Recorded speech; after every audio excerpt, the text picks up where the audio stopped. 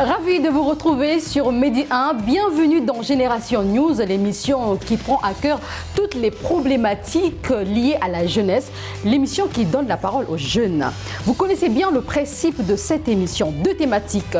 En première partie d'émission, nous allons parler de comment apprendre plus vite de nouvelles choses. Vous savez, certaines personnes sont nonchalantes, elles ont du mal à s'y adapter. On va en parler en première partie de cette émission. En seconde partie, tout autre chose. On va évoquer un autre sujet, comment manager efficacement son équipe. Certains responsables ont du mal à faire la différence entre la chefferie et le leadership. Mes invités sont déjà là. Eh bien, Génération News, c'est maintenant. Alors, je commence par Rebecca. Bonjour, j'espère que tu vas bien. Alors, Rebecca, tu es Community Manager. Merci d'avoir répondu à l'invitation de Génération News. Merci à vous de m'avoir invité. Aïdara, c'est un plaisir de te recevoir ici. Merci d'avoir accepté l'invitation de Génération News. Le plaisir est partagé. Aboubacar, merci également à toi. Merci, c'était un plaisir incommensurable d'intervenir sur votre plateau. Adolphe, merci également d'être là. Merci, plaisir partagé. Alors, nous parlons justement comment apprendre plus vite de nouvelles choses. Je commence avec Rebecca. Honneur aux dames, vous êtes d'accord avec moi? Alors, Rebecca, oui. Pourquoi certaines personnes n'arrivent pas à prendre plus vite les choses? Certaines, peut-être d'autres, font le contraire. Pour toi, comment tu le vois? Alors, je dirais que si ces personnes n'ont pas la même capacité d'apprendre vite, c'est simplement parce qu'elles n'ont pas la même capacité de rétention, c'est-à-dire la capacité de vite capter les choses. Donc voilà, ce sont deux personnalités différentes, deux personnes différentes. Elles n'ont pas la même capacité, oui, de pouvoir retenir les choses. Oui. Donc voilà. D'accord. Mais justement, Aïdara, qu'est-ce qu'on peut retenir par là? Apprendre plus vite, parce que tout le monde n'est pas pareil, comme elle disait tout à l'heure. On n'a pas tous les mêmes capacités. Avant cette émission, j'ai pris même un exemple. Dans un temps, quelqu'un peut se dire, bon, je vais apprendre un métier, je me donne 6 mois. Et la personne arrive quand même à apprendre pendant 6 mois. Une autre personne dira le contraire. Est-ce que pour toi, c'est aussi une question de temps ou pas? D'abord, il faut dire que je voulais vous remercier pour avoir choisi ce sujet-là, parce que c'est un sujet très, très important. Dans un monde où... Tu peux me tutoyer. Hein. Ok. Enfin, je suis habitué, je vous vois tout le monde. Donc, dans un monde où la compétence... est de mise, où la compétence, l'expertise, le savoir-faire... Tout le monde court vers le savoir-faire, les compétences... est mis en avant. Oui. Donc, l'apprentissage de nouvelles choses est quelque chose de très capital.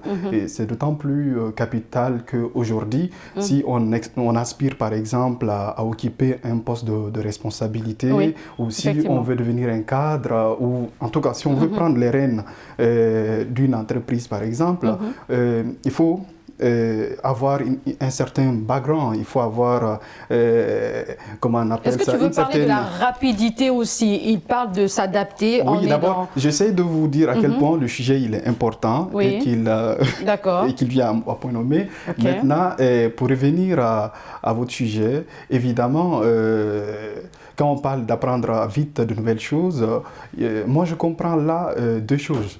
C'est que, premièrement, il faut qu'on puisse apprendre de nouvelles choses avec plus de facilité, avec beaucoup plus de facilité. Voilà. Et il faut également apprendre dans un temps record, quoi.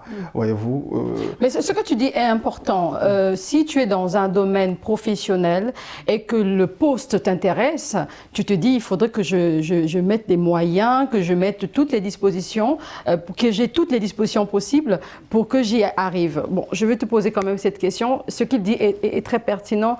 En ce moment-là, on se fixe le temps, on doit apprendre très rapidement. Peut-être quelqu'un d'autre aussi peut prendre ce poste. Oui, en fait, votre thématique d'abord revêt une importance incommensurable au point qu'elle m'impose une double exigence. La première exigence intellectuelle est de dire que certes, pour apprendre rapidement et de façon plus rapide et voilà, de nouvelles choses, il y a beaucoup de nouvelles choses. Il faut simplement dire que d'abord, il n'y a pas une méthode universelle, une méthode unanime sur laquelle on est tous d'accord que ce n'est pas cette méthode qu'on peut passer pour apprendre plus rapidement de nouvelles choses.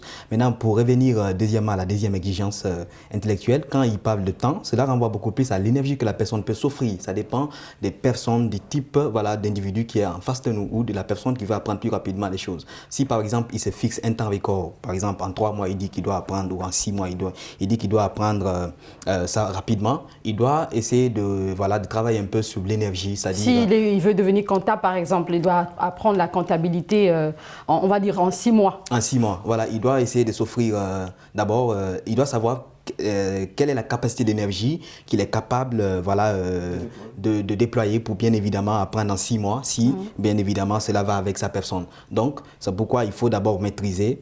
Quand c'est la méthode de Sébastien Martinez qui dit qu'il faut d'abord connaître son état d'esprit, voilà, il faut avoir la maîtrise de son esprit, voilà, il faut avoir la maîtrise de son environnement, voilà, de son quotidien, parce que quand on n'arrive pas à avoir la maîtrise de son esprit, est-ce que j'ai un esprit qui peut me permettre d'apprendre ça en 6 mois? Est-ce que j'ai l'énergie nécessaire pour apprendre cela en 6 mois? Voilà toutes ces questions auxquelles il doit chercher à répondre pour bien évidemment apprendre en ce temps record. Alors justement, je rappelle que toi, tu es étudiant en droit. C'est pareil pour Aïdara, pareil aussi pour Adolphe.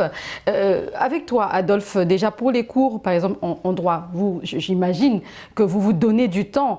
Est-ce que tu te dis, toi également, que je dois apprendre cette matière, ce que j'ai appris la matinée, dès que j'arrive chez moi, je dois m'y mettre, ou bien tu te donnes du temps, tu te dis, je peux attendre une semaine après pour aller plus vite? Bon, déjà, plus vous accumulez du temps, les leçons s'accumulent également. Oui. Donc, il faut automatiquement, si vous avez une zone d'ombre, donc il faut rapidement y remédier. C'est-à-dire, déjà la thématique, elle est très vaste, et donc il faut déjà délimiter pour pouvoir mieux comprendre ce que tu veux faire. Donc, quand on dit apprendre de nouvelles choses plus vite, il faut délimiter ce que tu veux apprendre. Tout à l'heure, vous m'avez pris un exemple, le cadre du cours. Si j'ai besoin d'apprendre un cours, je me fixe un temps et à ce moment-là, tous les critères vont entrer en compte. Ouais. Est-ce que quand je suis à l'école, est-ce que j'ai suffisamment de calme? Est-ce que quand le professeur explique, est-ce qu'il n'y a pas suffisamment de bruit? Donc il faut prendre tous ces facteurs-là en compte. Et une fois quand vous arrivez chez vous, vous êtes plus seul, vous dites que entre 22h et minuit, j'ai le temps pour apprendre ça, et j'ai appris ma leçon à travers des recherches. Mais là aussi, ça dépend des gens. Il y a des étudiants, malgré le bruit, ils apprennent. D'autres, par contre, ils ont besoin du calme. Et là, ça dépend justement des personnes. Rebondir sur ça. Oui. Il y a des personnes qui ont la capacité ou encore la facilité d'apprendre de nouvelles choses dans le bruit. Il y a d'autres qui préfèrent le silence. Et dans ce silence-là, ils vont mieux capter. Donc, il y a une différence. Oui. Les gens ne sont pas les mêmes. Voilà, exactement. Oui. Aboubacar, tu veux réagir? En plus, à des gens qui peuvent apprendre dans le vacarme, dans le tumulte, peut-être ce sont des gens qui ont la maîtrise de leur environnement. Voilà. Parce que quand quelqu'un connaît que moi, je suis capable d'apprendre des choses dans le vacarme, bien évidemment, son environnement est propice à cela. Voilà. Mais apprendre aussi plus vite de nouvelles choses, je crois qu'il faut se dire que je le fais pour moi. Ça peut être aussi pour un développement personnel. Exactement. Ou pour un cas professionnel. Parce que tu voudrais peut-être avancer, tu te dis, moi j'ai besoin de telle chose et j'aimerais bien apprendre ça, mais très rapidement. Est-ce qu'en ce moment-là aussi, il ne faudrait pas prendre plaisir? Quand on prend plaisir d'une chose, on apprend vite. Exactement. Je ne sais pas si tu partages mon avis. Oui, je partage l'avis dans la mesure où c'est pour ça que je dis ça dépend des types de personnes. Parce que la personne qui est là devant nous, qui se dit qu'elle peut apprendre rapidement, de façon plus rapide les choses et qu'elle n'a pas la maîtrise de son esprit, elle ne se donne pas l'énergie nécessaire pour apprendre plus facilement, ce sera très difficile pour cette personne, bien évidemment, d'apprendre cette chose dont elle rêve et dont elle a, bien évidemment, de l'amour. Même si elle a de l'affection pour la chose, il faudrait d'abord qu'elle sache si exactement son esprit peut lui permettre de s'adapter à cette chose et voilà, de travailler évidemment sur bien évidemment l'énergie nécessaire. C'est un facteur important sur lequel... Tu insistes tellement sur cet aspect, je comprends l'énergie. Et il y a aussi la passion. Je sais que toi tu es chantre et quand on te demande d'apprendre une chanson, et que tu aimes la chanson, tu apprends vite, j'imagine. Oui, Bon, oui, c'est ça. partage-nous un peu ce Et secret. j'allais rebondir sur la question de la passion. Oui. Il faut être passionné. Quand tu es passionné, tu fais la chose bien et tu apprends vite. C'est la passion la première chose. Peu importe le domaine, le secteur d'activité, lorsque tu es passionné, tu apprends vite et tu le fais bien. Et oui, lorsque je suis chante et j'aime vraiment chanter, lorsqu'on me demande par exemple de travailler sur un chant, je prends plaisir déjà à écouter la musique, à écouter le chant. Et après, oui, il y a cet amour de la chose, cette passion, et je capte mieux. D'accord. En fait, la clé, c'est la passion. Je pense que lorsqu'on veut apprendre de nouvelles choses, la première chose qu'on doit avoir, c'est la passion. Est-ce que tu es d'accord justement oui, tu veux réagir, Adolphe? J'ai envie de réagir. Oui. Il est vrai que rien dans ce monde ne s'est fait sans passion, mais vous pouvez être passionné de quelque chose, mais ne pas dans des conditions optimales pour pouvoir mettre en pratique votre passion. Un exemple, quelqu'un qui va apprendre à jouer au football, mais s'il n'est pas dans des conditions optimales pour apprendre à jouer au football, bien qu'il soit passionné, il ne pourra jamais apprendre.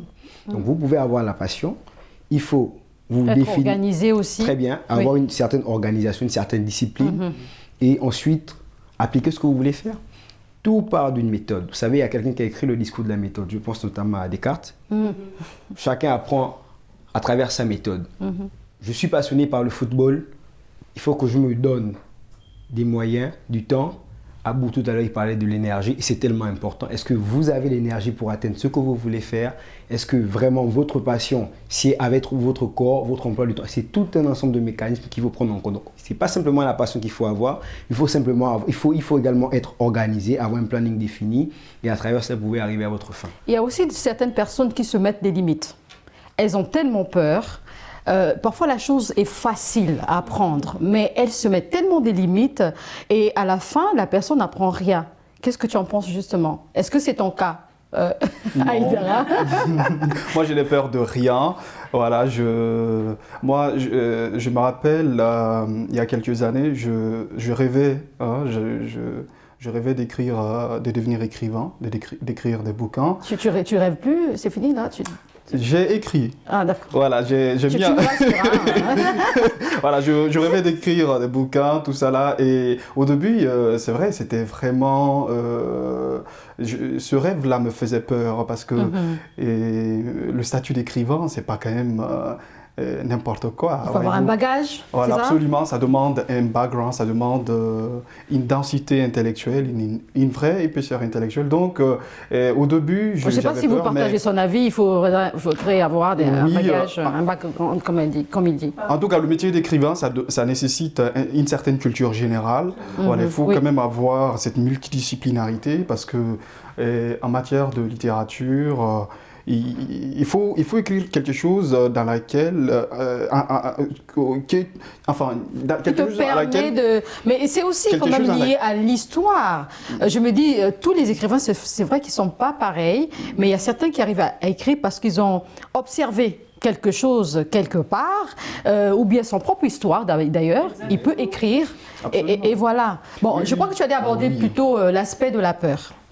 C'est ce qui t'a permis de parler de ton projet que tu as réalisé. Oui, mais sinon quoi, c'est vrai, c'est important l'histoire, tout ça là, mais pour écrire, l'art c'est pas la représentation d'une chose, c'est la belle représentation d'une chose. Et pour mieux représenter une chose, pour écrire un livre vraiment bien, un livre qui va cartonner tout ça là, il faut au préalable avoir un certain bagage intellectuel. Et ça te faisait peur, tu ne voulais pas te lancer. Évidemment, donc c'est pourquoi j'avais peur. Et j'avais dit que peut-être après mes études universitaires, après l'université, j'allais envisager explorer cet univers-là. Mais par fini, j'ai eu la chance de croiser un monsieur, c'est un mentor. C'est lui qui m'a mis le pied à l'étrier.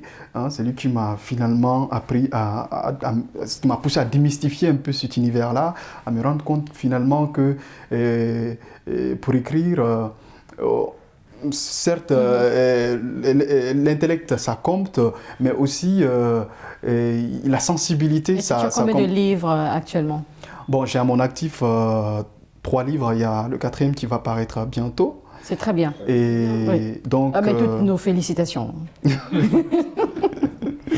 Ça veut dire que tu nous rejoins quelque part, la peur peut aussi limiter une personne La peur qui fait que la personne ne puisse pas apprendre peut-être plus rapidement. Aujourd'hui, tu as de l'expérience. Tu peux conseiller quelqu'un à écrire. Et d'ailleurs, je le fais. Il y a plein de gens qui viennent auprès de moi pour prendre un conseil. Il y a beaucoup de personnes que j'assiste dans la rédaction de dans la réalisation de leur projet d'écriture, leur premier projet d'écriture. Oui, absolument. Aujourd'hui, l'univers de la littérature est devenu pour moi un univers. C'est comme un peu mon pays, quoi. Donc, oui, j'arrive à. Il suffit juste que je décide que je vais écrire un livre, que je mette en place, que je mette sur papier un projet et je me donne un temps.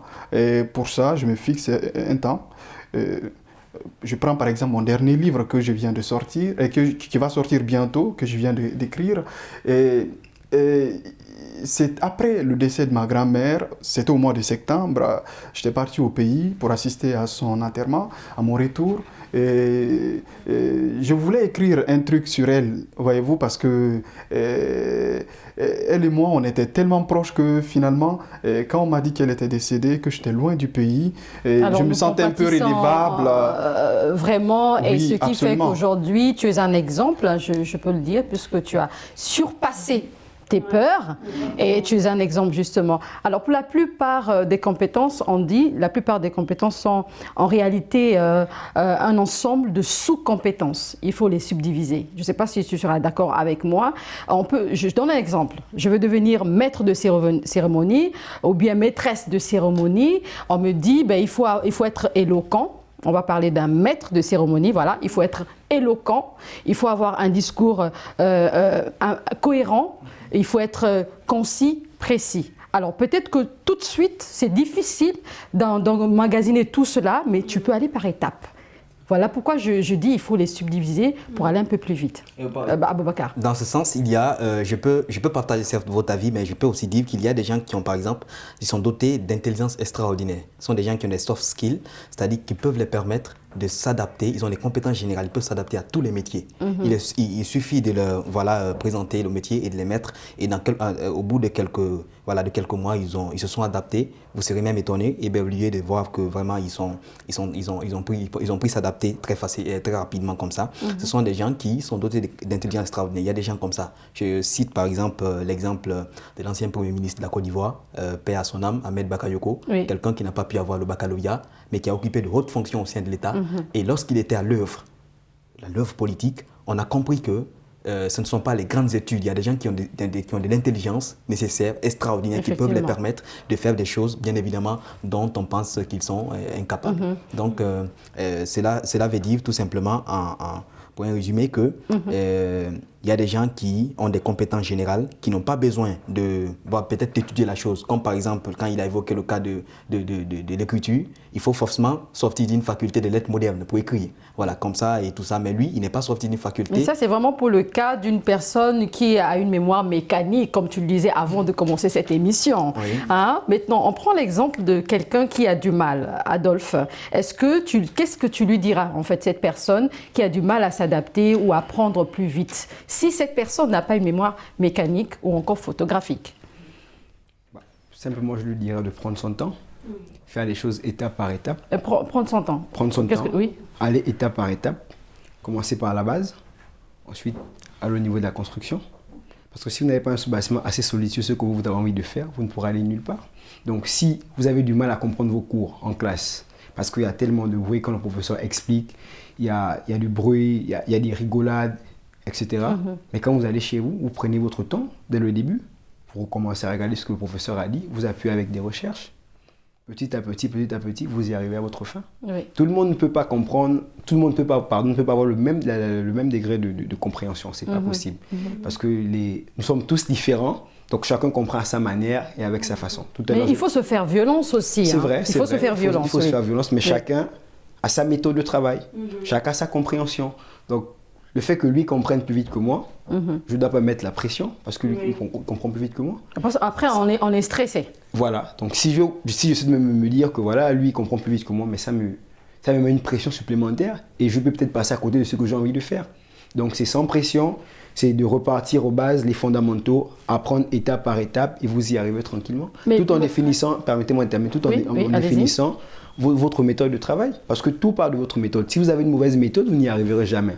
Si vous avez une bonne éducation, pas forcément une bonne éducation, mais une bonne discipline, de la rigueur dans ce que vous faites, vous y arrivez forcément. Je voulais rebondir sur ce que tu as dit tout de suite. Mauvaise méthode. Selon la personne, voilà, parce que la personne peut se dire, bon, moi je vais apprendre telle chose dans 2 mois et que cette personne n'y arrive pas. Est-ce que c'est elle-même qui va se dire que j'ai opté une mauvaise méthode ou pas? Ou bien c'est par rapport à ce qu'elle observe dans l'environnement? Il faut déjà définir ce que la personne a envie de faire, savoir ce qu'elle a envie de faire. Il faut connaître ce que tu veux faire. En fonction de ce que tu vas faire, tu vas définir un chronogramme. C'est en suivant ce chronogramme, arriver à la fin, que tu pourras te dire que bon, je ne suis pas arrivé à temps parce que peut-être que je me suis mal pris et des trucs qu'il faut que je rectifie, mais tout part de votre planification. Si vous n'avez pas de planification, vous ne pourrez pas dire à la fin que voilà, je suis arrivé de manière plus lente, de manière plus vite et tout. Je crois que tu devais réagir, oui. Oui, Rebecca. Je voulais réagir sur l'aspect, tu as parlé de la peur tout à l'heure. Oui. Moi, je voulais mettre l'accent sur la paresse aussi. Dans le sens où beaucoup de personnes paraissent, ils veulent apprendre on veut apprendre de nouvelles choses, mais il y a aussi il y a des personnes paresseuses. Je ne sais pas si on me comprend un peu. Oui. Voilà, il y a des personnes qui se disent que oui, je vais apprendre ça, mais ça prend trop de temps, 6 mois. Je prends le cas d'une formation, par exemple, comment je donne le dans cas... ton métier, par exemple, voilà, community manager. Community manager, oui. Comment élaborer une stratégie sur Facebook. On va te dire, la formation, c'est dans 6 mois. Oui. Et pour une personne qui n'aime pas, qui n'a pas l'habitude de travailler, donc je veux dire travailler, qui ne prend pas plaisir et qui est tellement nonchalante, ne va pas apprécier ces moments-là en fait. Voilà, je voulais plus mettre l'accent sur la paresse parce qu'on a parlé de la peur et donc en même temps on parlait. Je me suis dit, bon, on va essayer de mettre l'accent aussi sur la paresse parce qu'il y a des personnes à apprendre de nouvelles choses. Bon, mais il y a aussi un autre aspect, les gens qui apprennent, qui veulent apprendre vite, qui n'y arrivent pas, après, c'est les remords. Qu'est-ce qu'il faut faire en ce moment-là? Est-ce qu'il faudrait peut-être que ces personnes se rapprochent d'autres qui sont des bons conseillères, peut-être sur YouTube, ça peut être un professeur, des amis? Aïdara, qu'est-ce qu'il faut faire en ce moment-là quand tu es en face d'une personne qui a tout le temps, qui regrette, j'allais faire tel projet en 2022, on est en 2023 aujourd'hui et la personne n'a pas pu et il n'y a que des remords. À la fin, toi, en fait, en face de cette personne, qu'est-ce que tu peux lui dire? En fait, d'abord, comme moi je suis étudiant, donc je vais supposer que je donne cet exemple-là à quelqu'un qui est étudiant aussi comme moi, qui étudie. Et donc, vous savez, il y a beaucoup de... Moi, je ne vais pas lui donner des conseils sur comment gérer son remords, tout ça là. Je vais plutôt essayer de lui prodiguer des conseils. En disant quoi, par exemple, qui peut motiver quelqu'un? Voilà, par exemple, travailler de façon efficace pour qu'il puisse atteindre ses objectifs dans le cadre de l'apprentissage. Mon ami, lui, il a parlé de la méthode tout à l'heure. Évidemment, vous savez, il y a des gens qui ne savent pas vraiment apprendre à l'école, à l'université. Il y a des étudiants... il y a du savoir, il y a de la connaissance, mais c'est que quand il s'agit de l'apprentissage, ils sont perdus, quoi. Parce qu'ils ne savent vraiment pas quelle méthode mettre en place pour apprendre facilement et aussi de façon très efficace. Et puis avec quelle méthode, si la personne ne sait pas comment faire. Déjà, il faut s'organiser. Ouais, pour moi... quand on dit par exemple à un étudiant que vous avez un examen demain, l'étudiant il prend le fascicule et il se met à bactériser tout, à parqueriser tout comme ça. Là, après tu oublies tout là. Mais il suffit juste que tu oublies un mot pour que y a la confusion. Tous les mots. C'est pourquoi il faut l'esprit n'aime pas la confusion, n'aime pas le désordre. Voyez-vous, quand tu es ordonné, tu mets de l'ordre dans ton travail, tu es bien organisé. Mais évidemment, avant de travailler, tu mets en place un plan de travail Et après, tu essaies de comprendre un peu. Parce qu'il y a aussi des gens, ils cherchent vraiment pas à comprendre quoi. Voilà, ce qu'ils apprennent. Parce qu'il y a une différence aussi, mémoriser Absolument. et apprendre. Parce que comme il dit, Il faut c'est comprendre. important ce qu'il dit.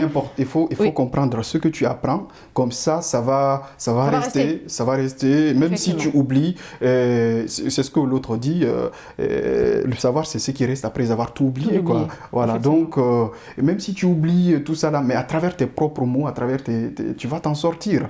Voyez-vous. Et il y a cet aspect-là, l'organisation, j'ai parlé de l'organisation, j'ai parlé de la compréhension, et il y a la capacité, la faculté. Il y a d'autres qui n'ont pas cette faculté de rétention facile, quoi. Pour eux, c'est que pour apprendre, ça prend vraiment du temps, quoi. Voyez-vous. Et pour développer une faculté de rétention facile, d'assimilation facile, il faut lire beaucoup. Alors, j'aimerais aussi quand même qu'il puisse réagir, Aboubacar, puisque nous sommes arrivés presque à la fin de cette première partie. Alors, je voudrais que tu encourages une personne qui s'est dite, bon, j'avais un projet, j'y arrive pas, j'abandonne. Qu'est-ce que tu peux dire en quelques secondes? En quelques secondes, si je dois prodiguer des conseils à une personne qui n'a pas pu atteindre son objectif ou voilà, qui s'est fixé, qui s'est assigné des objectifs, qui n'a pas pu les atteindre, c'est d'abord le premier facteur. Il a évoqué la peur, c'est-à-dire la couabdise. Il faut d'abord essayer, il faut se donner une armure pour combattre la peur. C'est le premier facteur qu'il faut débloquer en soi pour évidemment pouvoir atteindre ses objectifs. Quand on combat la couabdise, et bien évidemment, il faudrait avoir de l'engagement. Merci beaucoup. Il faut avoir de l'engagement. C'est la fin de cette première partie. On se retrouve tout à l'heure.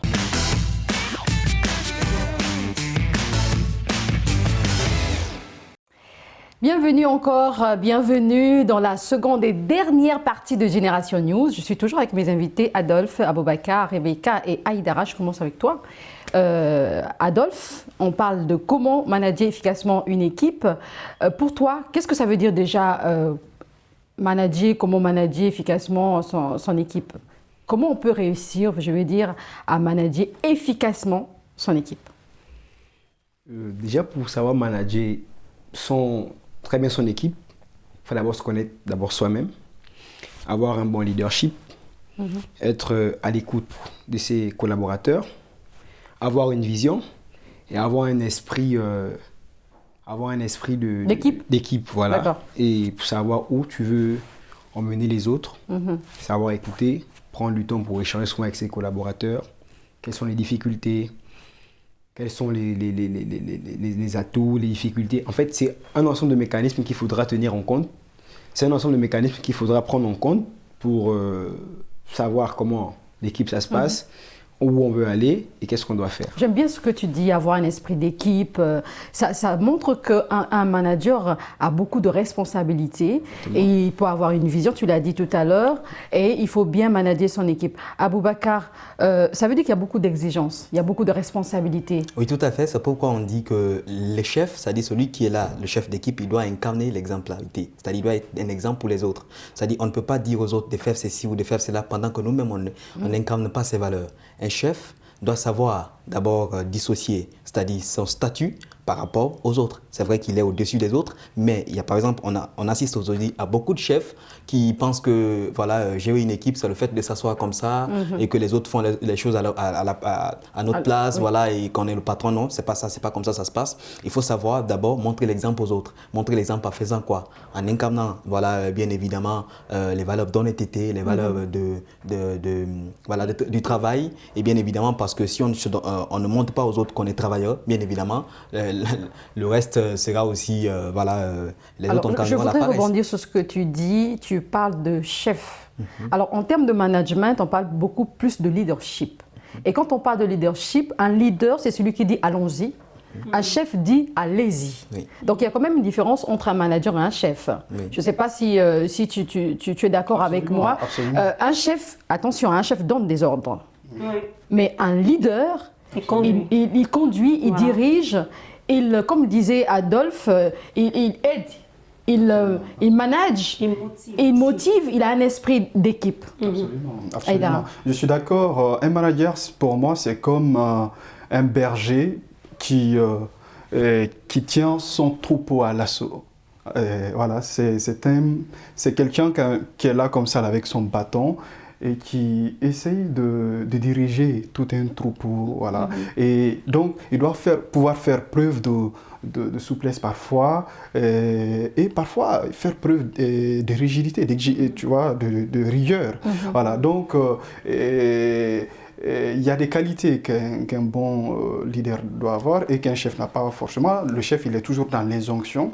Il veut toujours amener les gens à se soumettre à ses desiderata. Qu'on puisse dépendre de lui. Il n'y a pas assez d'indépendance. Voilà. Oui. Alors qu'un manager, c'est quelqu'un qui a une grande empathie voilà, envers son équipe. Il s'intéresse à leur point de vue, il tient compte de leurs opinions, de leurs idées, il s'intéresse à leur vie, etc. Pas en profondeur, mais je suis quand même d'accord avec toi sur un point où, quand tu as une équipe et que tu sais que le collaborateur n'a pas l'habitude de se comporter, par exemple, de se fâcher ou d'avoir une certaine attitude, mais tu te poses des questions. Qu'est-ce qui se passe? Tu vas vers cette personne parce que tu n'es pas dans la peau d'un chef, mais tu es dans la peau d'un leader, Rebecca. Exactement. Le leader doit être cette personne regardante, c'est-à-dire observatrice. Je vais employer le terme observatrice. Lorsque un employé n'a pas l'habitude de se comporter d'une certaine manière, il devrait être regardant, observateur face à cela. Et aussi, je dirais que le leader a une vision. Il sait où il emmène son équipe. Oui. Il a pris le cas du berger. Le berger, c'est celui-là qui conduit les brebis. Les brebis savent où va le berger parce qu'ils sont toujours avec lui. Et parce que le berger sait où il va, où il emmène ses brebis. Donc le leader, c'est celui-là qui a une vision. C'est celui-là qui sait où va l'équipe, en fait. Oui, Aboubacar, oui. En fait, pour revenir un peu à ce qu'elle dit, le leader, c'est pas celui, évidemment, qui se met au devant de la scène. Peut-être qu'il dirige une équipe, mais il veut se mettre au devant. Non, c'est celui qui incarne la cause. Comment, évidemment, réussir à faire passer sa vision? Certes, le leader, il a une vision, mais comment réussir à faire passer sa vision au sein d'une équipe? Parce qu'il y a dans l'équipe, il y a des voix discordantes. C'est ça, c'est où on reconnaît effectivement la perspicacité du leader. C'est-à-dire, il a une vision commune, mais il pousse son équipe à épouser sa vision. Et dès que cela arrive, évidemment, il incarne maintenant la référence. Et comment incarner cette référence, comment faire en sorte d'être cette référence dans notre équipe? C'est évidemment en étant un bon communicant, c'est-à-dire en montrant par la communication, évidemment, que notre vision est la meilleure vision et que si on passe par cette vision, on peut atteindre les objectifs que nous voulons atteindre. Il faut aussi une intelligence collective, c'est-à-dire quand on a une équipe, on sait que cette personne, par exemple, est moins intelligente, on va le dire ainsi, mais faites de sorte que cette personne arrive à votre niveau. Il faut retransmettre aussi le savoir. Il y a certains managers qui sont très égoïstes, qui veulent seulement qu'on puisse dépendre de lui, ce qui fait que s'il n'est pas là, eh bien rien ne se passe, rien ne bouge. Adolphe, par rapport à ce point-là, est-ce que tu penses aujourd'hui un manager, c'est celui-là justement qui ne doit pas se dire que tout le monde doit dépendre de lui, mais quelque part, les gens doivent être aussi indépendants. S'il est affecté quelque part, au niveau de son équipe, il faudrait que les choses aussi marchent. Effectivement, il ne faut pas que tout le monde soit soumis à ce que le manager il dit. Soumis à ce qu'il dit ou bien dépendre... Soit dépendant de ce que fait le manager. Parce qu'un jour, en cas de départ, ça peut être différent pour l'équipe. Tout à l'heure, elle a pris le cas du berger avec ses brebis. Et lui, il a un peu contrecarré en disant qu'un manager, ce n'est pas forcément celui qui est devant et tout. Mais moi, je renchéris ce qu'elle a dit. Parce que c'est vrai, le manager, il est toujours devant. C'est celui qui conduit les autres. Et à travers sa vision, il permet aux autres également de voir où ils vont et où ils se situent. Donc si vous me dites qu'un manager, ce n'est pas forcément celui qui est devant, mais moi je ne comprends pas. Un entraîneur de foot, c'est un bon manager. C'est lui qui sait où il doit conduire son équipe, où ils doivent aller. Mais il n'est pas forcément sur le terrain, mais il peut être sur le banc de touche. Mais peut-être pour lui, c'est une façon aussi de parler. Quand il dit pas seulement être devant, tu peux être derrière aussi, mais tout en conduisant son équipe. Être devant, par exemple, c'est le fait qu'à chaque fois, le fait qu'on dit que c'est lui le chef, le leader, il se met devant pendant qu'il n'incarne pas la vision collective. Et Et pour lui, il doit incarner la cause, au fait, la cause pour laquelle ils se battent tous. Et quand il ne faut pas seulement se dire que je suis le manager, je suis devant, mais en fait, à la fin, tu fais rien. Voilà, tu fais bien, en fait. Donc, pour incarner bien évidemment, pour mériter ce titre de leader, il faut bien évidemment réussir à faire passer sa vision, voilà, dans le groupe. Et que les autres adhèrent à cette vision. Et bien évidemment, ils finiront par se reconnaître à vous qui êtes leader. D'accord. Adolphe veut réagir. Oui, un instant, oui. Et déjà, quand on vous reconnaît statut de leader, c'est que vous avez une certaine volonté ou plus ou moins du positivisme qui tend à aller de l'avant avec des idées communes que tout le monde partage. Si vous voyez un peu. Elle a parlé, j'aime bien l'exemple sur le berger et les brebis. Le berger, il conduit les brebis. C'est Aïdara qui a commencé. Hein. Le berger, il conduit les brebis et les brebis ils suivent le berger parce qu'ils savent que où on va, c'est un endroit sûr. Donc, ce qu'il dit n'est pas totalement faux. Mais moi, je pense que d'abord, un manager, c'est celui qui est d'abord devant, qui a une bonne opinion, qui a une bonne vision et qui tire les autres vers le bas. Oui, mais c'est ce que tu dis. En fait, ce qu'il dit n'est pas mauvais. Parce qu'on ne va pas se dire qu'on est manager, après on ne fait rien. Hein? Il faut le mériter. C'est vrai.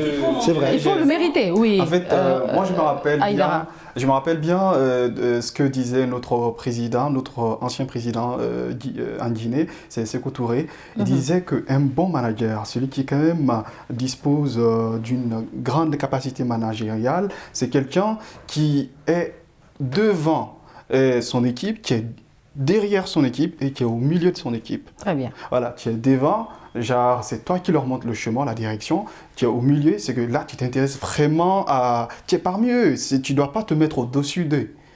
Tu dois vraiment être parmi eux, vous devez être des amis, voilà. Tu dois connaître, tu dois savoir leurs préoccupations, les réalités qu'ils vivent, etc.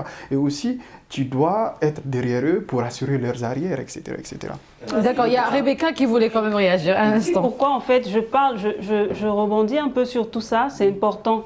Ce qu'il a dit, c'est vrai. Il doit être devant, il doit être au milieu, il doit être derrière. Mais il doit être devant parce que c'est lui le leader. C'est lui qui a la vision et c'est lui qui sait où va l'équipe en fait.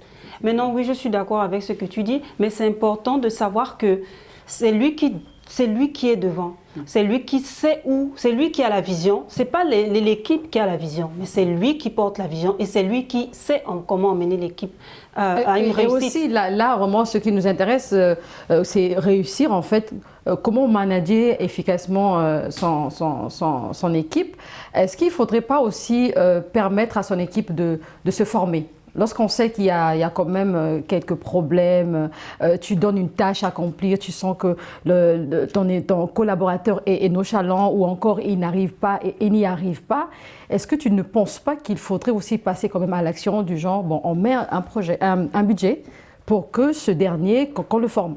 Oui, il y a par exemple des chefs, des leaders, par exemple, dans leur entreprise, qui ont ce programme-là, qui envoient parfois des employés qui ont un faible niveau à l'étranger pour bénéficier des formations. C'est un acte vraiment transcendantal qui les permet évidemment de rehausser leur niveau. C'est un facteur très important d'ailleurs pour pouvoir mettre tout le monde au même cap et avancer au même niveau. Oui, Adolphe aussi, concernant la formation, un mot sur ça. Concernant la formation, mais moi j'aimerais d'abord revenir un peu, je pense qu'on s'est un peu éloigné un peu sur la thématique. Quand on dit comment manager efficacement son équipe, parce qu'il y a déjà une équipe, mais ce qu'on nous demande c'est de ressortir, quels sont les critères de management qu'il faut ressortir pour pouvoir être en symbiose avec son équipe. C'est ce qu'on doit d'abord déterminer ici, parce que je pense qu'on essaie un peu de s'éloigner. Non, on est dans le thème justement parce que réussir, comment la thématique le dit, comment manager efficacement son équipe, attention, il y a également la formation qui est là. Quand on se rend compte qu'on a par exemple 4 collaborateurs et que l'autre n'arrive pas, on lui donne des tâches et il n'y arrive pas, ça ne veut pas dire qu'il est incompétent. Non, on peut lui permettre de se faire former ou bien de se former pour qu'il soit au même niveau que les autres. On parle de la même chose là. Je peux rebondir sur ça. En fait, il y a une radio en Guinée, aujourd'hui c'est devenu une télé, voilà, et la radio a maintenant une télé, c'est que qui est aujourd'hui la plus grande radio du pays, quoi. Il y a beaucoup de radios qui sont venues aujourd'hui pour concurrencer avec cette radio-là, pour l'évincer. Mais aujourd'hui, il reste que la radio occupe toujours le devant. Et c'est que le truc est que je parle de Adafo Media, je ne sais pas si vous connaissez Lamine Girassi, lui il a une stratégie. à chaque fois, ils misent beaucoup sur l'efficacité. Voyez-vous, ils se contentent, oui, c'est pas parce que j'ai une équipe constituée de professionnels, etc., qu'il faut se limiter là. Voilà, il y a la concurrence, on est dans un marché. Le monde évolue. Voilà, évidemment. Donc, c'est pourquoi à chaque fois, à chaque vacances, il envoie ses équipes, ses journalistes à l'étranger pour suivre des formations, pour... c'est une façon justement de bien manager son équipe, de réussir, parce qu'on a une vision en fait. C'est la vision qui fait de sorte qu'on envoie ses collaborateurs à l'étranger. Oui, exactement. Parce que l'efficacité, c'est justement ça. C'est que l'efficacité, pour moi, c'est quand tu veux atteindre un objectif, que tu arrives à l'atteindre avec succès, que tu atteignes le but escompté. Voilà. C'est ça l'efficacité. Et donc, si tu as un but, il faut mettre en place tous les moyens possibles. Et la formation, justement, rentre dans ce cadre-là. Alors, Adolphe, avec toi, j'aimerais aussi qu'on puisse aborder quand même ce point-là. Alors, comment faire aujourd'hui si un collaborateur qui est stressé, par exemple, qui arrive au bureau, il est très stressé, un manager, qu'est-ce qu'il doit faire? Est-ce qu'il sera là à se poser des questions ou bien il doit aller vers ce collaborateur? C'est déjà aller vers le collaborateur. Parce que si parler est un art, savoir écouter est une vertu. Si tu veux manager efficacement ton équipe, il faut savoir être à l'écoute de ses collaborateurs. Mais si vous n'allez pas vers le collaborateur, comment vous saurez s'il est en difficulté à la maison, comment il fait pour arriver au travail en retard? Il faut aller vers lui, chercher à comprendre pourquoi est-ce qu'il arrive en retard, pourquoi il n'accomplit pas correctement sa tâche, et c'est à lui de vous dire que, écoutez, monsieur, ces derniers temps, je rencontre telle difficulté. Maintenant, vous pouvez tirer des conclusions s'il faut attribuer la tâche à une nouvelle personne pour que lui puisse souffler un coup, et puis voilà, quand il sera sur bon pied, il pourra reprendre la tâche qui lui est assignée. Déjà, pour moi, un manager, c'est quelqu'un déjà qui est d'abord qui est à l'écoute de ses collaborateurs. Parce que comme je vous ai dit tout à l'heure, si on peut très bien s'exprimer, mais si on a du mal à écouter, ça devient un problème. Donc il faut être à l'écoute de ses collaborateurs. Quelles sont les difficultés que chacun rencontre au sein de l'entreprise? Comment est-ce qu'il n'arrive pas à se débrouiller avec la machine, Word, Excel, etc. Quelles sont les difficultés? En allant vers les collaborateurs, on se rend compte que la difficulté que lui il avait, on peut l'attribuer à quelqu'un d'autre et ça relève le niveau de il y a aussi un autre aspect. Aujourd'hui, on peut faire face à un manager qui est très professionnel. Mais le problème, parfois, c'est entre les collaborateurs. Il y a des collaborateurs qui ne sont pas ponctuels, qui ne respectent rien dans l'entreprise. En ce moment-là, ce n'est plus la responsabilité, ce n'est plus la faute du manager. La responsabilité revient aux collaborateurs. On dit par exemple être au bureau à 8 heures, tu te pointes à 10 heures. Et là, il y a un problème.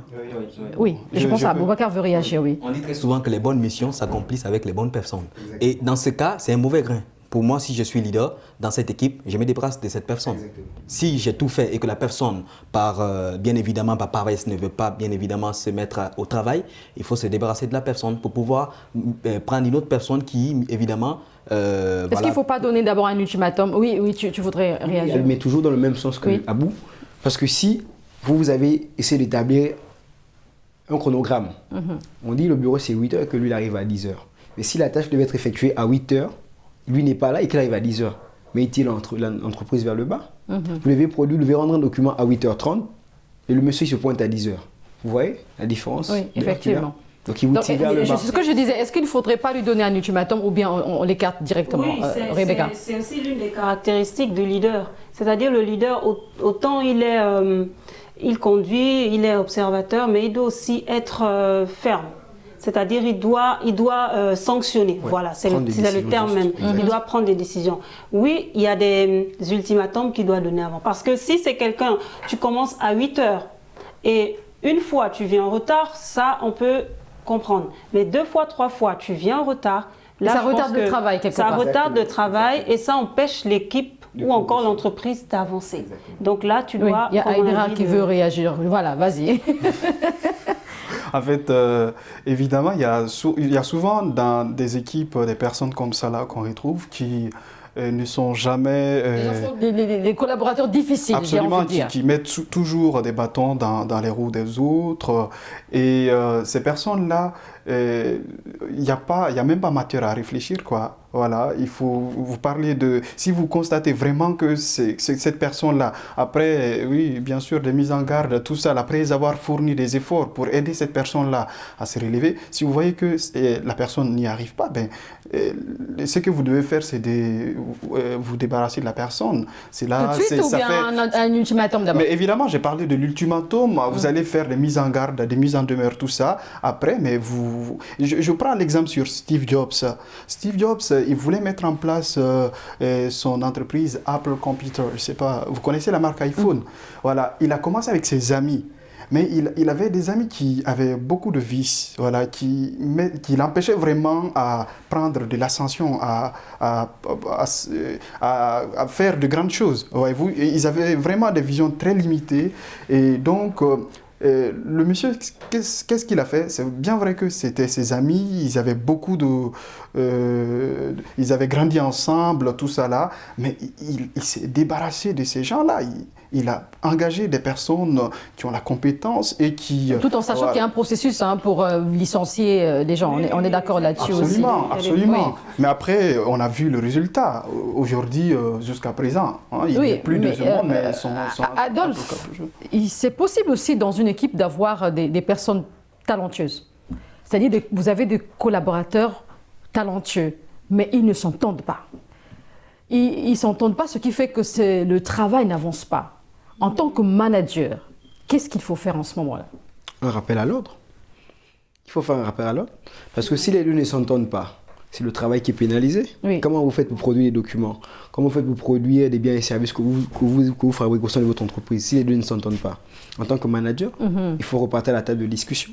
Il faut communiquer. Oui. Exactement. Ce que je disais au début de mon propos, je ne sais pas si vous m'avez suivi, que l'une des plus grandes qualités également, c'est la stratégie communicative. Il faut savoir bien écouter et savoir communiquer entre collaborateurs. Et c'est en communiquant et tout en écoutant aussi qu'on arrive à déceler les failles qu'il y a entre différents collaborateurs. Et donc, dans le cas en l'espèce, c'est au manager d'aller vers ces deux collaborateurs, chercher à savoir qu'est-ce qui ne va pas, si on peut les écarter pour le bien du travail, si il faut trouver des alternatives pour parler à ce qui ne va pas, ce sera à lui de voir, mais tout en trouvant des alternatives justes. Mais dans cette situation, ça revient, la plus grande responsabilité revient au manager. Il doit être à l'écoute et savoir bien communiquer avec les collaborateurs pour éviter de telles situations. Aboubacar, par rapport à cela, qu'est-ce qu'il faut faire? Est-ce que tu rejoins Adolphe? Oui, tout à fait. Je le rejoins sur son analyse, mais il faut aussi ajouter qu'il faut les appeler à pouvoir les pousser à dissocier leurs dissidences, c'est-à-dire leurs algarades personnelles, à la vision commune. C'est-à-dire qu'il y a un objectif collectif qui est là. Donc il faut mettre vos algarades personnelles de côté et bien évidemment pour faire avancer les choses pour que l'entreprise puisse aller de l'avant. Donc par cette façon, ça renvoie beaucoup plus à la communication. Donc il faut, c'est pourquoi on dit un bon leader doit être un bon communicant et qui peut bien évidemment régler ces petits problèmes internes qui peuvent naître entre ses collaborateurs. Il y a aussi des collaborateurs qui sont très plaintifs. C'est-à-dire que lui, il a tous les problèmes du monde. Quand il arrive au travail, oui, j'ai un problème avec ma femme, j'ai un problème avec mes enfants, j'ai ceci, j'ai cela. Ce qui fait que même quand le manager il est à l'écoute, après, il se lasse. Oui, exactement. Rebecca. Là, je pense qu'il faut faire, comme il disait Aboubacar, il faut faire la part des choses, en fait. Les problèmes que tu as à la maison restent à la maison. C'est-à-dire, lorsque tu quittes la maison, tu sais que tu viens au boulot, tes problèmes sont restés et tu te concentres sur ce que tu dois faire. C'est pas évident aussi, hein? Oui, c'est vrai, c'est pas évident parce que ça arrive à tout le monde. On peut s'être réveillé de mauvaise humeur ou encore il y a une situation qui s'est passée à la maison, on n'a pas pu gérer. On sort de la maison, on doit se fixer comme objectif que je ne dois pas, en fait, il faut voir l'objectif commun d'abord, mais pas individuel. C'est-à-dire que oui, je vais me plaindre encore. En fait, ça devient saoulant et lassant pour le manager. Le manager, ok, il est quelqu'un qui est à l'écoute, mais tout le temps se plaindre. Oui, quand ça devient récurrent, et là, ça devient lassant, effectivement. Et là, il faudrait que tu prennes parce que ce n'est pas au manager de prendre la décision, c'est à toi de prendre une décision, tu te relèves. C'est vrai, tu as des soucis, le manager aussi, il a des soucis, il a une famille, il a des enfants. Donc, lui, il ne transporte pas ses problèmes. Il a un chiffre d'affaires à faire grimper. Maintenant, si tout le temps, il doit venir écouter les plaintes des employés, on ne va pas avancer. Aïdara, il y a des gens aussi qui ont du mal à s'adapter à certaines, je veux dire, à un certain changement. Un manager qui a été affecté, on a remplacé, et l'autre qui vient, il a sa vision. Voilà, il a sa vision, mais les collaborateurs qui ont travaillé avec celui qui est parti, ils ont du mal à suivre le nouveau manager. En ce moment-là, est-ce que le manager doit se rendre compte déjà de ce qui s'est passé, de prendre un peu, prendre des renseignements avant de se lancer? Absolument, je suis d'accord.